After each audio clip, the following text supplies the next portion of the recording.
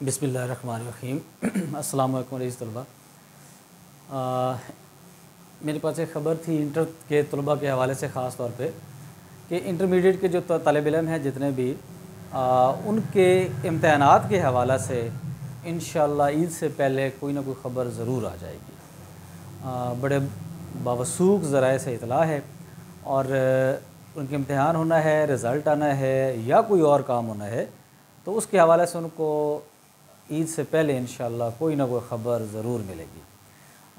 इसके बाद रही यूनिवर्सिटी ऑफ सरगोदा के जो तालिब इल्म हैं उनके हवाले से कोई ख़बर, तो उनकी भी होप्स हो इसी महीने जो इतला है ईद से पहले बोर्ड ऑफ सिंडिकेट की मीटिंग होने जा रही है और वो भी इंशाअल्लाह कोई ना कोई ख़बर ज़रूर पा लेंगे कि कब इम्तहान होना है और किस वक्त होगा, क्या नहीं होगा। तो इसलिए अभी कुछ कहा नहीं जा सकता। इंटर के लिए खुशखबरी होगी, बुरी खबर होगी कि इम्तहान होना है। तो बहरहाल देखें, लेट्स सी क्या बनता है। तब तक के लिए अपना ख्याल रखें। अस्सलामु अलैकुम।